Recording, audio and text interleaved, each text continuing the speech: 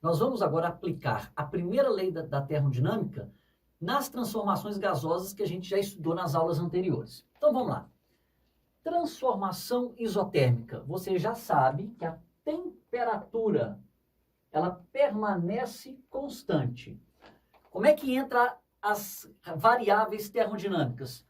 Qual é a relação matemática? Ou qual é a grandeza que relaciona temperatura? Não é a energia interna? Se a temperatura aumenta, ΔU é positivo. Se a temperatura diminui, ΔU é negativo. Se a temperatura não muda, então ΔU vale zero. Pega a primeira lei da termodinâmica. Calor igual a ΔU mais trabalho.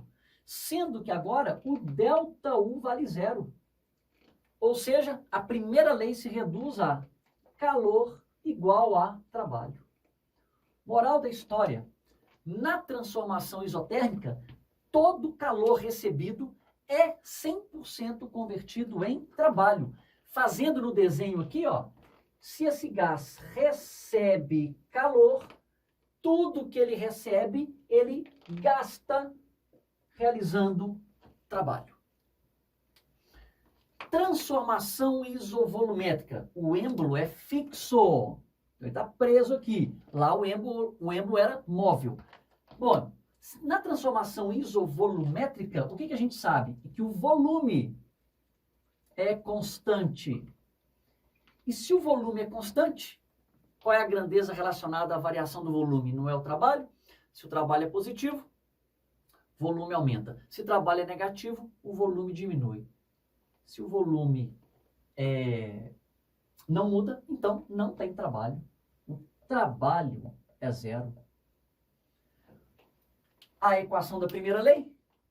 Calor igual a ΔU mais trabalho, sendo que agora o trabalho é zero. Moral da história, todo calor recebido se transforma em energia interna. Brincando no desenho aqui, se esse gás recebe calor, como o êmbolo não vai subir, porque ele está preso, tudo que ele recebe, o gás guarda para si, distribuindo para as moléculas, para produzir variação da energia interna. E para finalizar, a transformação isobárica. Bom, na transformação isobárica, a pressão é constante, né? E qual é a variável termodinâmica que está relacionada à pressão? Não tem, né? Porque calor está relacionado com trocas de calor.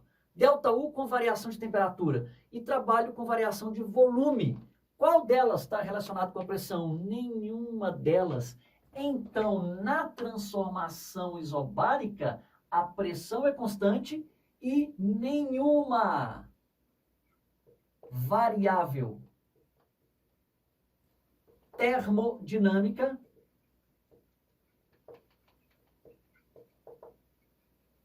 é nula. Logo, como é que fica a equação da primeira lei?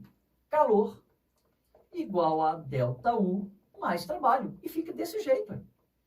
Tá, e daí? Uai, vamos pensar o seguinte. Se esse gás receber calor, parte desse calor é usado para realizar trabalho e parte do calor é distribuído para o gás variar a sua energia interna.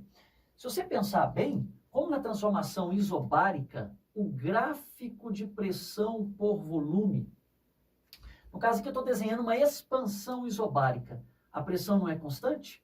Lembra lá? Expansão isobárica. Se eu faço as isotermas ou as hipérboles fantasmas, aqui a temperatura não aumenta?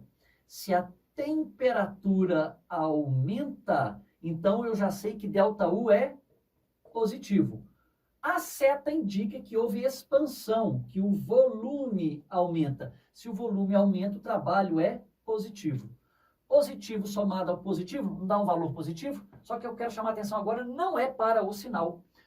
O número 10, por exemplo, mais 5 dá quanto? 15 positivo.